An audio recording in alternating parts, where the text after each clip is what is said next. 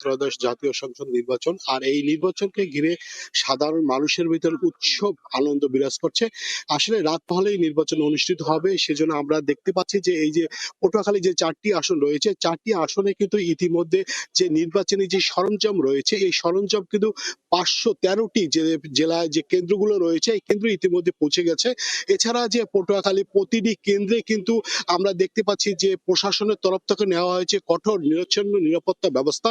প্রতিটি কেন্দ্রে কিন্তু ১৩ জন আনসার সদস্য, ২ জন পুলিশ সদস্য থাকবেন। এছাড়া স্ট্রাইকিং ফোর্স হিসেবে র্যাব এবং সেনাবাহিনী কাজ করবে। এছাড়া পটুয়াখালীতে বিজিপি এবং যে রাঙ্গাবালি রয়েছে, এই জায়গায় নৌবাহিনীও স্ট্রাইকিং ফোর্স হিসাবে বিভিন্ন জায়গায় টহল দিক থাকবে। ক্লিক লাইটের সঠিক লোমেন দেয় উজ্জ্বল আলো, আর ফ্লিকার ফ্রি হওয়ায় চোখের জন্য ভালো। ক্লিক এলইডি, সবচেয়ে বেশি উজ্জ্বল আলো।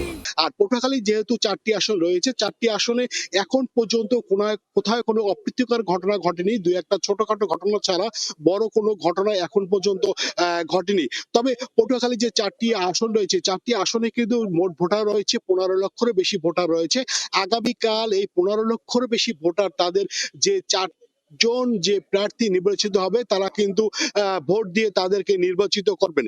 এছাড়া যে ৫১৩টি যে ভোট কেন্দ্র রয়েছে, ভোট কেন্দ্রে কিন্তু ইতিমধ্যে সকল সরঞ্জাম এসে পৌঁছেছে এবং ইতিমধ্যে কিন্তু যারা রিটার্নিং কর্মকর্তা রয়েছে এবং যারা প্রিসাইডিং অফিসার রয়েছেন, তারাও তাদের কার্যক্রম শুরু করেছেন।